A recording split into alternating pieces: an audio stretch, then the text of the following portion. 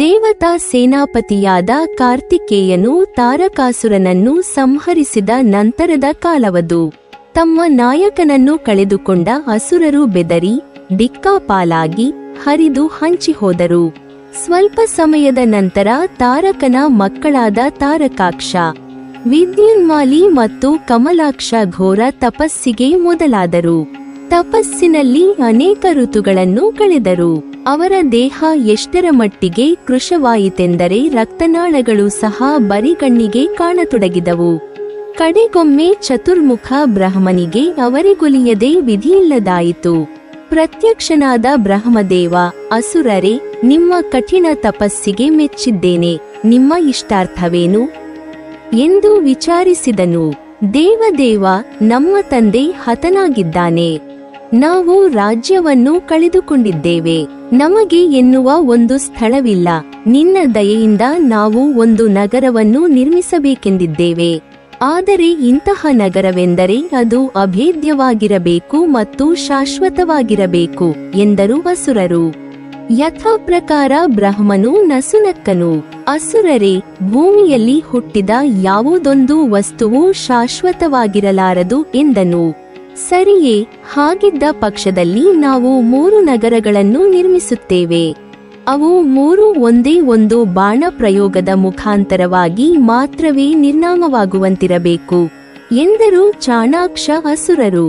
ಒಂದು ಬಾಣ ಪ್ರಯೋಗಕ್ಕೆ ಎಟುಕದಂತಹ 3 ನಗರಗಳನ್ನು ನಿರ್ಮಿಸಿದರಾಯಿತು ಎನ್ನುವುದು ಅವರ ಲೆಕ್ಕಾಚಾರ. ತಥಾಸ್ತು.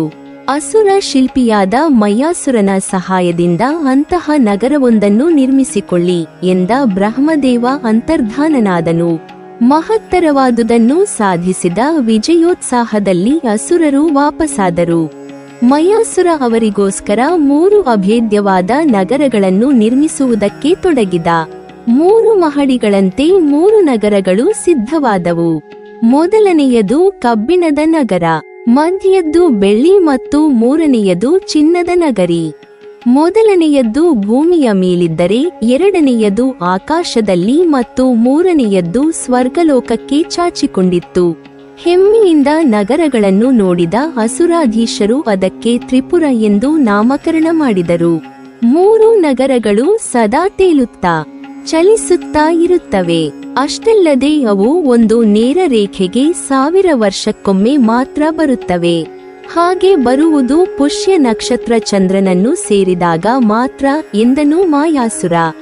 ಹಾಗಿದ್ದರೆ 1000 ವರ್ಷಕ್ಕೊಮ್ಮೆ ಅಪಾಯ ಬರುವ ಸಾಧ್ಯತೆಯಿದೆ ಎಂದ ಹಾಗಾಯಿತು ಎಂದರು ರಾಕ್ಷಸರು. ಹೆದರಬೇಡಿ, 1000 ವರ್ಷಕ್ಕೊಮ್ಮೆ ನೇರ ರೇಖೆಗೆ ಬಂದರೂ ಸಹ 1 ಗಳಿಗೆ ಕಾಲಕ್ಕೂ ಕಡಿಮೆ ಅವು ನೇರ ರೇಖೆಯಲ್ಲಿರುತ್ತವೆ.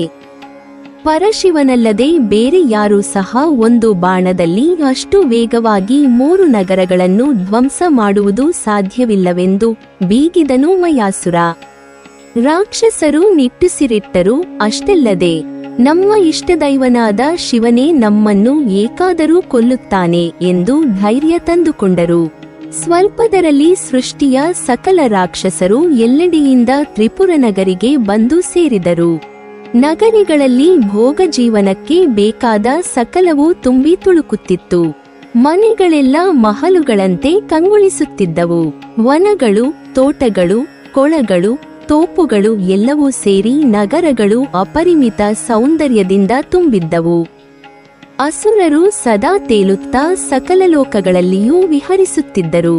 ಮಿತಿಯೇ ಇಲ್ಲದ ಸುಖದಲ್ಲಿ ಜೀವಿಸುತ್ತಿದ್ದರು. ಇದ್ದಕ್ಕಿದ್ದ ಹಾಗೆ ಒಂದು ದಿನ ಮಯಾಸುರನಿಗೆ ಒಂದು ಭೀಕರವಾದ ಕನಸು ಬಿತ್ತು. ಅಸುರಾಧೀಶರನ್ನು ತಕ್ಷಣ ಭೇಟಿ ಮಾಡಿದವನೇ ಕನಸನ್ನು ವಿವರಿಸತೊಡಗಿದನು. ನಮ್ಮ ತ್ರಿಪುರ ಇದ್ದಕ್ಕಿದ್ದ ಹಾಗೆ ಅಂಧಕಾರದಲ್ಲಿ ಮುಳುಗಿದ ಹಾಗೂ ನಮ್ಮೆಲ್ಲರ ಮನೆಗಳಿಗೆ ಸಾಗರದ ನೀರು ಉಕ್ಕಿ ಹರಿದ ಹಾಗೂ ಕನಸು ಕಂಡೆನು. 4 ಕಾಲುಗಳುಳ್ಳ ಮನುಷ್ಯನೊಬ್ಬ ಹಣೆಯಲ್ಲಿ ರಕ್ತವರ್ಣದ ಚೂರ್ಣವನ್ನು ಬಳಿದುಕೊಂಡವನು ಸ್ತ್ರೀಯೊಬ್ಬಳನ್ನು ಬೆನ್ನಟ್ಟುತ್ತಿದ್ದ. ಇದೆಲ್ಲವನ್ನೂ ನೋಡಿದರೆ ನಮಗೆ ಕೇಡುಗಾಲ ಬಂದ ಹಾಗಿದೆ. ತ್ರಿಪುರ ನಗರಿಗೆ ಏನೋ ಸಂಚಕಾರವಿದೆ ಎಂದು ಭಯದಿಂದ ಆತಂಕಗೊಂಡನು ಮಾಯಾಸುರ. ಅಭೇದ್ಯವಾದ ನಮ್ಮ ನಗರಿಗೆ ಏನು ಅಪಾಯವಿರಬಹುದು ಎನ್ನುವುದು ಅವರಿಗೆ ಬಗೆಹರಿಯಲಿಲ್ಲ. ಇನ್ನು ಮುಂದೆ ಧರ್ಮದ ದಾರಿಯಲ್ಲೇ ನಡೆಯೋಣ ಎಲ್ಲೆಡೆ ಶಾಂತಿ ಮತ್ತು ನೆಮ್ಮದಿಯಿರುವ ಹಾಗೆ ನೋಡಿಕೊಳ್ಳೋಣ. ಹಾಗಿದ್ದಲ್ಲಿ ಬರಲಿರುವ ಅಪಾಯ ನಿವಾರಣೆಯಾಗಬಹುದು ಎಂದನು ಮಯಾಸುರ. ಅಸುರಾಧೀಶರು ಪರಾಮರ್ಶಿಸಿದರು. ನಾವಿಲ್ಲಿ ಪೂರ್ತಿ ಕ್ಷೇಮವೆಂದುಕೊಂಡಿದ್ದೆವಲ್ಲ. ಮಯಾಸುರನಾದರೂ ಧರ್ಮದಿಂದಿರಿ ಎನ್ನುತ್ತಿದ್ದಾನೆ. ಆದರೆ ಈ ಹಿಂದೆ ನಮ್ಮ ಪೂರ್ವಜರು ಧರ್ಮದಿಂದಿದ್ದರೂ ಅದರಿಂದ ನಮಗೆ ದೊರೆತುದೇನು ಎಂದು ಅಹಂಕಾರದಿಂದ ಹನುವಕರಿಸಿದರು. ಮನದಾಳದ ನೆಮ್ಮದಿ ತೃಪ್ತಿಗಳು ಕಳೆದು ಹೋದವು. ಕ್ಷೋಭೆಗೊಳಗಾದ ಮನಸ್ಸಿನಲ್ಲಿ ಮತ್ತೆ ಹಗೆ ದ್ವೇಷಗಳು ತುಂಬಿಕೊಂಡವು. ಈ ದೇವತೆಗಳು ಋಷಿಗಳು ನಮ್ಮ ಸಾವಿಗೆ ಹೊಂಚು ಹಾಕುತ್ತಿರಬೇಕು. ನಾವು ಅಭಿವೃದ್ಧಿ ಹೊಂದುತ್ತಿರುವುದು ಅವರಿಗೆ ಸಹಿಸಲು ಸಾಧ್ಯವಾಗುತ್ತಿಲ್ಲ ಎಂದು ಹಲ್ಲು ಕಡಿದರು. ಇತ್ತ ಮಯಾಸುರನು ತಪಸ್ಸಿನಲ್ಲಿ ನಿರತನಾದರೆ ಮಾನಸಿಕ ಸಂತುಲವನ್ನು ಕಳೆದುಕೊಂಡ ತಾರಕಾಕ್ಷ, ವಿದ್ಯುನ್ಮಾಲಿ ಮತ್ತು ಕಮಲಾಕ್ಷರು ಭೂಲೋಕ ಸ್ವರ್ಗಲೋಕಗಳಲ್ಲಿ ಹಾಹಾಕಾರ ಮೂಡಿಸಿದರು. ಧ್ವಂಸ, ಲೂಟಿ, ಹಿಂಸೆ, ಕೊಲೆ ಮಾಡುತ್ತಾ ನಗರಗಳನ್ನು ನಿರ್ನಾಮ ಮಾಡುವುದಕ್ಕೆ ಶುರು ಮಾಡಿದರು. ದೇವತೆಗಳು ತಮ್ಮ ನಾಯಕನಾದ ಇಂದ್ರನ ನೇತೃತ್ವದಲ್ಲಿ ಚತುರ್ಮುಖ ಬ್ರಹ್ಮನನ್ನು ಭೇಟಿ ನೀಡಿದರು. ಸೋಲಿಲ್ಲದ ತ್ರಿಪುರಾಸುರರು ನಮ್ಮ ಮೇಲೆ ಪದೇ ಪದೇ ದಾಳಿ ಮಾಡಿ ಧ್ವಂಸ ಮಾಡುತ್ತಿದ್ದಾರೆ. ನಿನ್ನ ವರದಿಂದ ತ್ರಿಪುರನಗರಿ ಅಭೇದ್ಯವಾಗಿದೆ ಎಂದು ಕೊರಗಿದರು. ಬ್ರಹ್ಮನು, ಹೆದರಬೇಡಿ, ತ್ರಿಪುರನಗರಿ ಅಭೇದ್ಯವಲ್ಲ. ಒಂದು ಬಾಣಪ್ರಯೋಗದಿಂದ ಮಾತ್ರ ಅದನ್ನು ನಿರ್ನಾಮ ಮಾಡಬಹುದು. ಆದರೆ ಪರಶಿವನಿಂದ ಮಾತ್ರ ಇದು ಸಾಧ್ಯ. ಅವನ ಸಹಾಯ ಬೇಡೋಣ ಎಂದನು.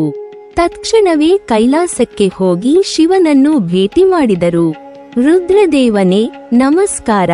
ದ್ವಿತೀಯ ಮಗನಾದ ಮಯಾಸುರ ನಿರ್ಮಿಸಿರುವ ತ್ರಿಪುರಾನಗರಿಯನ್ನು ನಿನ್ನಿಂದ ಮಾತ್ರ ಧ್ವಂಸ ಮಾಡುವುದಕ್ಕೆ ಸಾಧ್ಯ. ಅದರಲ್ಲಿ ವಾಸವಾಗಿರುವ ತ್ರಿಪುರಾಸುರರು 3 ಲೋಕಗಳಲ್ಲಿ ಭಯಂಕರರಾಗಿದ್ದಾರೆ. ದಯವಿಟ್ಟು ನಮ್ಮನ್ನು ರಕ್ಷಿಸು ಎಂದು ಶಿವನನ್ನು ಕೇಳಿಕೊಂಡರು. ಹೆದರಬೇಡಿ ದೇವತೆಗಳೇ, ರಾಕ್ಷಸರು ಹೀಗೆ ನಡೆದುಕೊಂಡರೆ ಅವರನ್ನು ನಾನು ಖಂಡಿತ ಸಂಹರಿಸಿ ತ್ರಿಪುರನಗರಿಯನ್ನು ಸುಟ್ಟು ಬೂದಿ ಮಾಡುತ್ತೇನೆ ಎಂದು ಆಶ್ವಾಸನೆ ಕೊಟ್ಟನು. ಅದರಿಂದ ಚೇತರಿಸಿಕೊಂಡ ದೇವತೆಗಳು ತ್ರಿಪುರಾನಗರಿಗೆ ದಾಳಿ ಮಾಡಲು ಹೊರಟರು. ದೇವತೆಗಳನ್ನು ಉದ್ಧರಿಸಲು ತಾರಕಾಕ್ಷ ತನ್ನ ಚಿನ್ನದ ನಗರಿಯಿಂದ ಹಾರಿದನು. ಸೇನೆಯೊಡನೆ ಹೊರಬಂದನು.